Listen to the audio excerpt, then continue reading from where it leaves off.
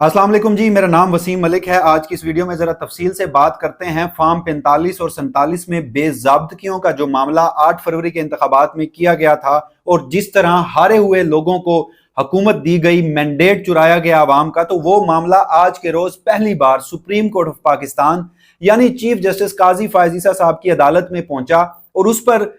जो फैसला सामने आया वो बलूचिस्तान की एक सूबाई असम्बली का हल्का था, जिसमें चीफ जस्टिस काजी फायज ईसा की सरबराही में जो बेंच था उसने दोबारा इंतखाबात का वहां पर हुक्म दिया है। मगर यहां पर दिलचस्प सूरत हाल ये है कि ये जो दोबारा इंतखाबात का हुक्म दिया गया है, ये फॉर्म 45 और 47 में जो इलेक्शन कमीशन ऑफ पाकिस्तान ने बेज़ाब्तगियां की, जो पाकिस्तान तहरीक इंसाफ का मैंडेट चुराया, उसकी बुनियाद पर नहीं दिया गया, बल्कि जो दोनों पार्टियां थी वो अदालत में अग्री हुई और उन्होंने कहा कि वो दोबारा इंतखाबात के लिए राजी हैं। लिहाजा चीफ जस्टिस काजी फायज ईसा साहब ने यह फैसला सादर फरमा दिया कि जो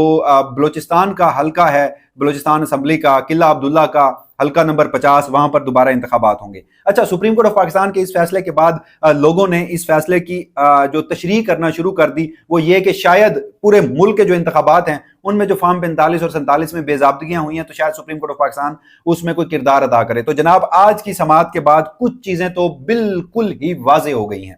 वो इस वीडियो में मैं आपके सामने डिस्कस करूंगा। सबसे पहले जो बड़ी चीज सामने आई है, जो एक चीज क्लैरिटी के साथ आई है कि चीफ जस्टिस काजी फायज ईसा साहब की कानों पर अभी तक जूं तक नहीं रिंगी कि मुल्क भर में जिस तरह के इंतखाबात हुए, जिस तरह का मैंडेट पर डाका डाला गया, उन्हें उस चीज से कोई सरोकार नहीं है। अब आज के रोज जो समाअत हुई है उसमें अगर Pakistan Tehreek Insaf supreme court of Pakistan में कोई दरखास्त ले भी जाती है तो उसे एंटरटेन नहीं किया जाएगा। इस आज की समाअत से यह बात भी इसका तयन हो चुका कि जो मखसूस नशिस्तों का मामला था, पेशावर हाई कोर्ट का फैसला सुप्रीम कोर्ट ऑफ पाकिस्तान में चैलेंज करना था पाकिस्तान तहरीक इंसाफ ने, उसमें भी चीफ जस्टिस काजी फायज ईसा साहब का कोई मूड नहीं है दूर दूर तक आइन और कानून के मुताबिक, जमहूरियत के मुताबिक फैसला करने का। और जो इसमें तीसरी और अहम बात वो ये है जनाब के बातें होने लग गई हैं, डिस्कशन होने लग गई है कि चीफ जस्टिस काजी फायज ईसा साहब ये सब इसलिए कर रहे हैं क्योंकि मखसूस नशिस्तों का मामला हो या फिर इन इंतखाबात में जो मैंडेट को चुराया गया है उसका मामला हो, उसमें जो मौजूदा हुकूमत है ये कोई आईनी तरमीम करेगी और चीफ जस्टिस काजी फायज ईसा साहब की जो मुद्दत मुलाजमत है मजीद उसमें 3 साल की या कोई भी जो एक टर्म है उसकी तोसी कर दी जाएगी। तो इसमें अगर ये सारी सूरत हाल होती है तो मैं सुप्रीम कोर्ट ऑफ पाकिस्तान के दीगर जजेस का वो जो मूड है वो उस हवाले से क्या कर सकते हैं, इस हवाले से क्या दिलचस्प सूरत हाल पैदा हो सकती है, आज की इस वीडियो में आपके सामने रखूंगा और आपको बताऊंगा कि अगर ऐसा हुआ तो ये मेरी जाती राय के मुताबिक, मेरे पास अभी तक कोई इंफॉर्मेशन नहीं है, मगर ये जो जाती राय मैंने बनाई है ये कुछ वाकयात और कुछ जजेस की चीफ जस्टिस काजी फायज ईसा साहब के बारे में सोच से मैं आपको सामने रख सकता हूं कि अगर ऐसा हुआ तो फिर ये जो मामला है ये चीफ जस्टिस काजी फायज ईसा के घर से ही खराब होगा और इसमें चीफ जस्टिस काजी फायज ईसा साहब को सुबकी का सामना करना पड़ेगा। बड़े ही क्लियर अल्फाज में मैं आपके सामने ये बात बता देता हूं कि अगर ऐसा हुआ तो चीफ जस्टिस काजी फायज ईसा या मौजूदा हुकूमत इसमें मुझे कामयाब होती नजर नहीं आ रही, अपनी तमाम तर सलाहियतों को बरूए कार लाने के बावजूद भी। तो ये सारा मामला क्या है, आज की इस वीडियो में जरा तफसील से बात करते हैं। सबसे पहले मैं आपके सामने रखता हूं बलूचिस्तान असम्बली का जो हल्का, जहां पर आज ये समाअत हुई और उस पर जो दोबारा इंतखाबात का हुक्म दिया गया, तो वो मामला सारा था क्या, वो सबसे पहले जनाबे वाला डिस्कस कर लेते हैं और उसके बाद फिर हम देखते हैं कि ये सारा मामला क्या है। बलूचिस्तान असम्बली थी जिसका शहर था बलूचिस्तान का किला अब्दुल्ला, वहां पर जनाब जो हल्का PB 50 है वहां पर दोबारा इंतखाबात का सुप्रीम कोर्ट ने हुक्म दिया और इलेक्शन कमीशन ऑफ पाकिस्तान ने, इससे कबल ये मामला इलेक्शन कमीशन ऑफ पाकिस्तान में चैलेंज हुआ था, इलेक्शन कमीशन ऑफ पाकिस्तान ने सिर्फ 6 पोलिंग स्टेशन पर दोबारा इंतखाबात का हुक्म दिया था। तो दरखास्त गुजार जो थे उन्होंने उन 6 पोलिंग स्टेशन पे दोबारा इंतखाबात के हुक्म के इलेक्शन कमीशन ऑफ पाकिस्तान के फैसले को सुप्रीम कोर्ट में चैलेंज किया। और आज के रोज interestingly supreme court of Pakistan ने क्या हुक्मनामा सादर फरमाया, जरा देखिए। सुप्रीम कोर्ट करार देती है कि इलेक्शन कमीशन आइन और कानून के मुताबिक शफाफ पोलिंग को यकीनी बनाए, यानी 8 फरवरी के इंतखाबात के बाद मैंडेट पर डाका डालने के बावजूद, 17 फरवरी के कमिश्नर रावलपिंडी के उस बयान के बावजूद जिसमें वो कहते हैं कि ये जो सारा मामला हुआ है इसमें चीफ इलेक्शन कमिश्नर और चीफ जस्टिस पाकिस्तान मुलविस है, तो जिन 2 किरदारों को मुलविस किया गया था उनमें से एक किरदार यानी चीफ जस्टिस काजी फायज ईसा, दूसरे किरदार चीफ इलेक्शन कमिश्नर को ये कह रहे हैं कि वो यकीनी बनाएं कि जो पोलिंग है या जो इलेक्शन है वो आइन और कानून के मुताबिक होगा। इससे बड़ा मजाक पाकिस्तान के आइन के साथ, पाकिस्तान की जमहूरियत के साथ क्या हो सकता है, یہ آپ خود فیصلہ کر لیجئے۔ اچھا، اب یہ معاملہ کیا تھا؟ معاملہ یہ تھا جناب کہ جو وہاں پر جن پولنگ اسٹیشنز پر ری پول کا الیکشن کمیشن آف پاکستان نے حکم دیا تھا، وہاں پر ایک تو فارم 45 اور 47 میں بے ضابطگیاں تھیں، اور وہاں پر جو ٹرن آؤٹ تھا وہ انٹرسٹنگلی 99% تھا۔ اور اس کے بعد جو وکیل تھے جمعیت علماء اسلام کے، انہوں نے چیف جسٹس قاضی فائز عیسیٰ کے سامنے وہی فارم 45 اور 47 کا جو واقعہ ہے، جو معاملہ ہے، وہ عدالت کے سامنے عدالت کی توجہ دلانے کی کوشش کی، جس پر چیف جسٹس قاضی فائز عیسیٰ صاحب نے کیا فرمایا؟ وہ کہتے ہیں کہ عدالت کو اتنی باریکیوں میں نہ لے کر جائیں، ٹریبیونلز بن چکے ہیں، اپیلیں وہاں دائر کریں، عدالت بیٹھ کر 400 الیکشن کیسز نہیں سن سکتی۔ یعنی چیف جسٹس قاضی فائز عیسیٰ صاحب نے یہاں پر بڑی کلیئرٹی سے بتا دی ہے کہ سپریم کورٹ آف پاکستان یہاں انٹرونشن نہیں کرے گی۔ اچھا، یہاں پر ایک اور دلچسپ بات میں آپ کے سامنے رکھتا ہوں۔ جس روز 17 فروری کو کمشنر راولپنڈی کی جانب سے الزامات عائد کیے گئے تھے، اور گزشتہ دنوں بھی میں نے اپنی ویڈیو میں بتایا، آج پھر کلیئرٹی کے لیے بتاتا چلوں کہ یہ بڑے وثوق سے، بڑے باوثوق ذرائع سے میں یہ بات آپ کے سامنے کر رہا ہوں۔ کمشنر راولپنڈی کا جو بیان آیا تھا، ویڈیو بیان، پریس کانفرنس، اس کے بعد وہ اٹھا لیے گئے، وہ ابھی تک گم شدہ ہیں، وہ ابھی تک لاپتہ ہیں۔ ان سے بڑی کوشش کی گئی کہ جیسے انہوں نے ویڈیو کے ذریعے یہ سارے الزامات لگائے تھے، ویسے ان الزامات کی جو تردید ہے ویڈیو کے ذریعے کریں، مگر وہ نہیں مانے، جس کے باوجود ایک 3 صفحات کا پریس سٹیٹمنٹ جاری ہوا، ٹیلی ویژنز پر چلوایا گیا کہ جی کمشنر اپنے بیان سے مکر چکا ہے۔ تو آج کی تاریخ تک کمشنر راولپنڈی جو تھے لیاقت چٹھا صاحب، وہ اپنے اس بیان پر قائم و دائم ہیں۔ تو یہ اب یہاں پر صورتحال ہے کہ جو ریاستی اہلکار کی جانب سے، کمشنر کی جانب سے الزامات لگائے گئے تھے، اس پر چیف جسٹس پاکستان مکمل خاموش ہیں۔ اور اسی دن چیف جسٹس قاضی فائز عیسیٰ صاحب نے فرمایا تھا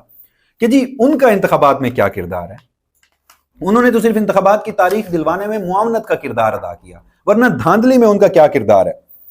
اب ذرا چیف جسٹس قاضی فائز عیسیٰ صاحب کے دھاندلی میں کردار کی یا ان کے فیصلوں کی بات میں کر لیتا ہوں کہ ان کے جو فیصلے تھے، ان کا جو عدالتی کنڈکٹ تھا، اس میں ان کا کردار براہ راست بنتا ہے یا نہیں بنتا، یہ فیصلہ بھی میں آپ پہ چھوڑ رہا ہوں۔ 15 دسمبر چیف جسٹس قاضی فائز عیسیٰ صاحب نے انہی آروز کے اوپر سٹیمپ لگائی کہ جی یہی انتخابات کروائیں گے۔ پاکستان تحریک انصاف چیختی رہی کہ ہمارے انتخابات درست نہیں ہوں گے، ان آروز کے ہوتے ہوئے درست نہیں ہوں گے، عدلیہ سے ریٹرننگ افسر لیے جائیں، جوڈیشل افسران لیے جائیں، نہیں مانا گیا۔ ایک ہی رات میں بیٹھ کر الیکشن کمیشن کی پٹیشن دائر ہوئی، اس پہ سماعت ہوئی، بڑے بلند و باغ دعوے، سکیجول کا اناؤنسمنٹ ہوئی، اور پھر ہم نے دیکھا کہ وہی بیوروکریسی جسے چیف جسٹس قاضی فائز عیسیٰ صاحب نے جس کی توثیق کی تھی لاہور ہائی کورٹ کے فیصلے کے خلاف، وہی آرو تھے، اور انہوں نے اس ملک میں انتخاباتی نتائج کا کیا حشر کیا۔ فارم 45 اور 47 کی ساری کہانی اب نہ صرف صحافیوں کے، پاکستان کے، بلکہ پوری دنیا کے سامنے آشکار ہو چکی ہے۔ لیکن وہ کہتے ہیں نا کہ جی بس خیر، آگے بڑھتے ہیں۔ پھر لیول پلینگ فیلڈ کا معاملہ تھا، لیول پلینگ فیلڈ نہ دینا، چیف جسٹس قاضی فائز عیسیٰ صاحب کی عدالت میں وہ فیصلہ ہوا تھا۔ لیول پلینگ فیلڈ کیسے نہیں دی گئی کہ آئین پاکستان کا آرٹیکل 218، جس کی سب آرٹیکل 3، جس کے مطابق الیکشن کمیشن آف پاکستان جو ہے وہ فری اینڈ فیئر انتخابات کروائے گا۔ آپ کو یاد ہے بندیال صاحب کی عدالت نے پنجاب اور خیبر پختونخوا میں انتخابات کا حکم دیا تھا، 14 مئی کو غالباً پنجاب کی انتخابات کی تاریخ تھی۔ اس دنوں میں انتخابات نہ کروائے گئے۔ الیکشن کمیشن آف پاکستان اور پی ڈی ایم کی حکومت کا سب سے بڑا بہانہ یہ تھا کہ اگر صوبوں میں آج انتخابات ہو جاتے ہیں اور مرکز میں جا کر بعد میں انتخابات ہوتے ہیں تو اس سے کیا ہوگا، لیول پلینگ فیلڈ نہیں ملے گی آئندہ آنے والے انتخابات کے لیے۔ لہٰذا آئین کے آرٹیکل 224 کو وائلیٹ کیا گیا 218 کو مد نظر رکھتے ہوئے، اور پھر جب آئین کے آرٹیکل 224 کے تحت 8 فروری کو انتخابات کروائے گئے تو آئین کا آرٹیکل 218 کسی کو یاد نہیں رہا۔ اور چیف جسٹس قاضی فائز عیسیٰ صاحب کو تو یاد رہنا چاہیے تھا۔ انہوں نے اپنے حلف میں سب سے پہلے جب وہ ایک کانسٹیٹیوشنل کورٹ یعنی بلوچستان ہائی کورٹ کے جج بنے، انہوں نے حلف اٹھایا کہ وہ آئین کو پروٹیکٹ کریں گے۔ پھر بلوچستان ہائی کورٹ کے چیف جسٹس بنے، انہوں نے دوبارہ اس حلف کو اٹھایا، قسم کھائی کہ میں آئین کا تحفظ کروں گا۔ سپریم کورٹ آف پاکستان کے جج ایلیویٹ ہوئے، انہوں نے دوبارہ آئین کے تحفظ کی قسم کھائی۔ پھر 2023 میں 17 ستمبر کو وہ چیف جسٹس پاکستان بنے، انہوں نے دوبارہ اپنا حلف لیا کہ وہ آئین کی تحفظ کی قسم کھائیں گے۔ تو اگر آئین کا آرٹیکل 218 وائلیٹ ہو رہا تھا تو اس کا تحفظ میں نے، آپ نے، دیکھنے والوں نے، چیف الیکشن کمشنر نے، اس ملک کے آرمی چیف نے، اس ملک کی فوج اسٹیبلشمنٹ نے نہیں کرنا تھا، بلکہ چیف جسٹس قاضی فائز عیسیٰ یا اس ملک کی عدلیہ نے کرنا تھا۔ اور پھر جس طرح بنیادی حقوق جن کی اگین ذمہ داری چیف جسٹس کی ہے اور جس طرح اس ملک میں وائلیٹ ہوئے، تو وہ کہانی بھی آپ کے سامنے ہے۔ تو اب یہ ساری صورتحال ہے۔ اب اسی دوران جو پاکستان تحریک انصاف ہے اس نے 5 رکنی بینچ کے فیصلے کو جو پشاور ہائی کورٹ کا مخصوص نشستوں سے متعلق ہے سپریم کورٹ میں چیلنج کرنا ہے، اور اس میں آج کی سماعت کو دیکھتے ہوئے تو الیکشن کمیشن آف پاکستان جیسے وہ کہتے ہیں چیف جسٹس صاحب کہ ایک آئینی ادارہ ہے، اس کی عزت اور احترام کیا جائے. اگین یہ وہی دو کردار ہیں، دو آئینی، ایک چیف جسٹس پاکستان اور دوسرے چیف الیکشن کمشنر، جن کے بارے میں ایک تیسرے ریاستی اہلکار نے، کسی سیاسی جماعت، کسی صحافی نے نہیں، الزامات لگائے تھے، پبلکلی آ کے کہا تھا کہ یہ دونوں ملوث ہیں اور یہ دونوں ایک دوسرے کے گن گا رہے ہیں اور اس ملک میں جمہوریت، سو کالڈ جمہوریت آگے بڑھتی جا رہی ہے. تو اب اس کا فیصلہ سپریم کورٹ میں چیلنج ہونا ہے. 5 رکنی بینچ ہے وہاں پر، یہاں پر پشاور ہائی کورٹ کے بینچ سے بڑا بینچ بنے گا. اور اس بینچ میں کیا صورتحال ہوگی، کیونکہ ہم نے ایسے بھی دیکھا کہ جسٹس منصور علی شاہ، انہوں نے انتخابات سے متعلق چیف جسٹس قاضی فائز عیسی صاحب کے تمام فیصلوں کا بیگیج اٹھانے سے انکار کیا. جسٹس اطہر من اللہ اور اس طرح متعدد ججز ہیں سپریم کورٹ آف پاکستان کے. چیف جسٹس قاضی فائز عیسی صاحب وہ اپنا ایک بینچ بناتے ہیں اور اس بینچ میں نئے ججز، بظاہر جو بڑے کمزور ججز ہوتے ہیں، جو چیف جسٹس قاضی فائز عیسی کی منشا کے خلاف جانے کو سوچتے ہی نہیں ہیں، ان کے ساتھ بیٹھ کر اس طرح کے کیسز کور کرتے ہیں. مگر اب جب یہ معاملہ سپریم کورٹ آئے گا، پاکستان تحریک انصاف وہاں پر کیا اعتراض اٹھائے گی کہ چیف جسٹس قاضی فائز عیسی صاحب کو یہ کیس نہیں سننا چاہیے، تو تب کیا صورتحال ڈیولپ ہوتی ہے، وہ بڑی انٹرسٹنگ ہوگی، وہ بڑی دیکھنی ہوگی. اس کے علاوہ اب آ جاتے ہیں اپنے آخری معاملے پر کہ باتیں ہو رہی ہیں کہ جی چیف جسٹس قاضی فائز عیسی صاحب جو ہیں انہیں ایکسٹینشن دی جا رہی ہے. اس کی بنیادی وجہ یہ ہے کہ چیف جسٹس قاضی فائز عیسی صاحب، یہ ان کے اوپر الزام ہے، ابھی میں بڑا کلیئرلی کر دوں کہ میرے پاس انفارمیشن نہیں ہے، ان کے اوپر الزام لگایا جا رہا ہے کہ چیف جسٹس قاضی فائز عیسی صاحب نے فوجی اسٹیبلشمنٹ اور موجودہ حکومت کے مفادات کو تحفظ کیا، ان کو انتخابات یوں مینج کرا کے دیے، انتخابات کے اوپر مکمل طور پر خاموش رہے، لہٰذا اب انہیں ان ریٹرن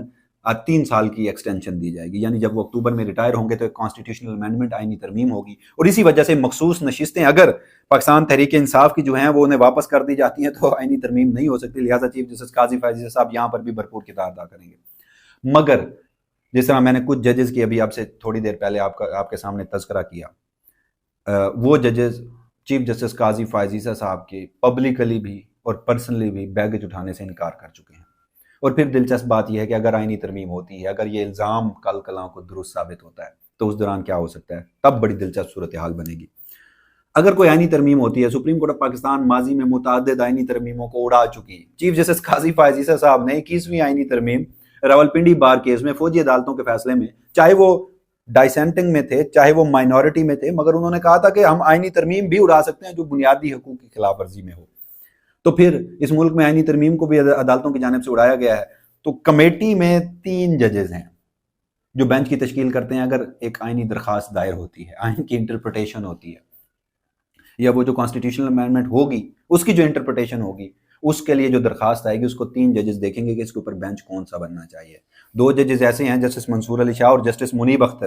جو مستقبل کے چیف جسٹس ہیں. اگر قاضی فائز عیسی صاحب کو ایکسٹینشن ملتی ہے تو براہ راست ایفیکٹ ہوگا، جو جن کا حق مارا جائے گا وہ 2 ججز ہوں گے. تو پھر ممکن ہے کہ اس دوران قاضی فائز عیسی صاحب کو مکمل سبکی کا سامنا ہو، ان کے اپنے گھر سے آواز اٹھے، کیونکہ ابھی سے اٹھنے شروع ہو گئی ہے. اب سے نہیں، جب انہوں نے انتخابات میں یہ کردار ادا کیا تھا تب سے بڑی توانا آوازیں اٹھ رہی ہیں، لیکن ابھی تک وہ میڈیا پر نہیں آ رہی،